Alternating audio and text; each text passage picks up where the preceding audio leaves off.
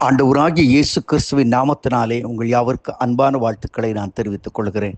மற்றொரு இனிய காலை பொழுது உங்களை சந்திப்பதில் மிகுந்த மகிழ்ச்சி. இந்த நாள் உங்களுக்கு ஆசீர்வாதமாய் அமைவதாக. இன்றைக்கு நான் உங்களோடு தியானிக்க போகிற கர்த்தருடைய வார்த்தை ரோமர் 12ஆம் அதிகாரம் 12ஆம் வசனம். வேத வசனம் சொல்கிறது, நம்பிக்கையிலே சந்தோஷமாயிருங்கள், போத்திரத்திலே பொறுமையாயிருங்கள், ஜெபத்திலே உறுதியாய் தரித்திருங்கள். Praise the Lord. வாழ்க்கையின் தேவையான அத்தியாவசியமான 3 காரியங்களை வேதம் நமக்கு திட்டமும் தெளிவுமாய் சொல்கிறது. ஒன்று, நம்பிக்கையிலே சந்தோஷமாயிருங்கள். உலகத்தில் நிறைய காரியத்தை நம்மளால் அடையணும் அல்லது பெற்றுக் கொள்ள வேண்டும் என்ற வாஞ்சை இருக்கிறது. இது எனக்கு வரணும், இது எனக்கு வரப்போகுது, ஒரு வீடு எனக்கு வரப்போகுது, ஒரு வீட்டை நான் வாங்க போகிறேன், அல்ல ஒரு நல்ல ஒரு இதை நான் வாங்க போகிறேன், இல்லை ஒரு என் பிள்ளைகளுடைய வாழ்க்கையில் இப்படிலாம் இருக்க போகுது அப்படின்னா ஒரு கனவோடு உங்கள் வாழ்க்கையை நீங்கள் ஆரம்பிச்சிருக்கலாம். so many dreams about your future. எதிர்காலத்தை குறித்து நிறைய கனவுகளோடு இந்த நாளை நீங்கள் ஆரம்பிச்சிருக்கலாம். இன்றைக்கி நீ அதை பார்க்குறீங்க, அப்படியே நிற்குது. Is no improvement at all. ஆனால் உள்ளத்துக்குள்ளே ஒரு நம்பிக்கை இருக்கு, கண்டிப்பாக நான் அதை அச்சீவ் பண்ணிடுவேன், எனக்கு கிடைக்கும். அதான் பைபிள் சொல்லுது. யோவுடைய வாழ்க்கையில் நிறைய எதிர்பாராத திருப்பங்களை, பல வியாதிகள், பல தொல்லைகள், ஆனால் உள்ளத்தில் ஒரு நம்பிக்கை இருக்குது. எப்படியாச்சும் எனிவே எப்படியாவது எல்லாத்தையும், பிள்ளைகள் இழந்தான், சொத்துக்கள் இழந்தான், சரத்தின் பலவீனங்கள் எல்லாம் போயிடுச்சுங்க. He was in the street, தெருவில் இருக்கிறான். ஆனால் உள்ளுக்குள்ள ஒரு நம்பிக்கை இருக்குது. அவன் சொல்கிறான், நான் போகும் வழி அவர் அறிவார். I have a day, I have a future. எனக்கு ஒரு நம்பிக்கை இருக்குது. அதை தான் எபிரேயர் ஆக்கிய அழகாக சொல்கிறாரு பாருங்க. எபிரேயர் 10:23, அல்லாமலும் நம்மை அவனுடைய நம்பிக்கை அறிக்கையிடுவதிலே அசிவில்லாமல் உறுதியாக இருக்க கடவோம். வாக்குத்தத்தம் பண்ணினவர் உண்மையுள்ளவராக இருக்கிறாரே. That is life. அதான் கிறிஸ்டியானிட்டி. வர காத்திருக்கிறோம் பரலோகம்னு சொல்லி நம்முடைய கண்ணீரெல்லாம் தொடச்சி நம்முடைய கவலையெல்லாம் மாற்ற ஒரு இன்ப காணான்னு இருக்குது. நம்பிக்கை. நம்பிக்கை. 2வது, உபோத்திரம் வரும்போது பதஷ்டங்கள் வருதுங்க.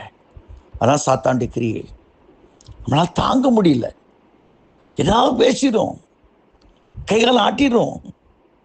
நண்பர்களே, கிறிஸ்துவ வாழ்க்கையில் உங்கள் பொறுமை சோதிக்கப்பட வேண்டியது அவசியமாக இருக்குது. நம்முடைய வாழ்க்கையில் பொறுமை அவசியம். பொறுமை இழக்கும்போது என்ன நடக்குது? சாராள் பொறுமை இழந்தாள். ஆகார், அந்த ஒரு வம்சம் தோன்றினது, இன்று வரை இந்த பூமிக்கே போத்திரத்தை அளிக்கிற ஒரு வம்சமாக மாறியிருக்கிறது. ஏன்? பொறுமை இழந்ததினாலே. யோசித்து பாருங்கள். சேஷ்டபுத்திர பாகவன்கிற அருமையான ஆசீர்வாதத்தை பெற்றிருந்த Esau is a very good person. ஏசாவை யாக்கோவை நீங்கள் எடுத்து பார்த்தீங்கன்னா, பர்சனாலிட்டி எடுத்து பார்த்தீங்கன்னா, பர்சனாலிட்டி எடுத்து பார்ப்பீங்கன்னா, தனிப்பட்ட ஃபிகரை எடுத்து பார்ப்பீங்கன்னா, he is the best than Jacob. யாக்கோவை விட ரொம்ப நல்லவன் அவன் தான். ஆனால் பொறுமை இழந்துட்டானே. வீட்டுக்கு போகிறதுக்கு முன்னாடி ஒரு அற்ப கூழுக்காக, ஒரு மதிகெட்டவனாக, புத்தீனனாக தன் சேஷ்டபுத்திர பாகத்தை தூக்கி எறிஞ்சிக்கிட்டு கூட போய் குடிச்சிக்கிட்டு இருக்கான் பாருங்க, பொறுமை இழந்ததுனால. இன்னைக்கு உங்களுடைய வாழ்க்கையிலும் கூட உங்களுக்கென்று ஒரு வாழ்க்கை இருக்கிறது, இன்பம் இருக்கிறது, மேன்மை இருக்கிறது, உயர்வு இருக்கிறது. தட்ஸ் யுவர் ஏம். அதான் உங்களுக்கு வாழ்க்கையில் நீங்கள் பெற்றுக்கொள்ள வேண்டிய இடம். ஆனால் நீங்கள் என்ன செய்யுங்க? அந்த பொறுமையை இழந்து நீ கூட போய் சாப்பிட்டு ஐ எம் ஸோ ஹாப்பி அப்படின்னு இருக்கீங்களே, இது நியாயமா? அல்லது வெளியே வாங்க. கர்த்தர் பொறுமைக்கு நீங்கள் வாங்க. பொறுமையிலே நாம் இருக்க வேண்டும். ஏனென்றால் வாக்குத்தத்தம் பண்ணப்பட்டதை பெற்றுக்கொள்ள பொறுமை நமக்கு அவசியம் என்று எபிரேயர் ஆக்கின அழகாக 10ஆம் அதிகாரத்தில் அவன் சொல்லி கொண்டு போகிறார். யோசித்து பாருங்கள். வாக்குத்தத்தம் பெண்ணத்தை பெரும்படிக்கு பெற்றது, வாக்குத்தத்தம் பண்ணினதை பெரும்படிக்கு பொறுமை உங்களுக்கு தேவையாக இருக்கிறது. அது பொறுமையில் இருங்க. 3வது, நீங்களும் நானும் தரித்திருக்க வேண்டிய ஒரு இடம் உண்டு. ஜபத்திலே உறுதியாய் தரித்திருக்க வேண்டும். Strong in prayer. ஸ்ட்ராங், உறுதியாக இருக்கும்.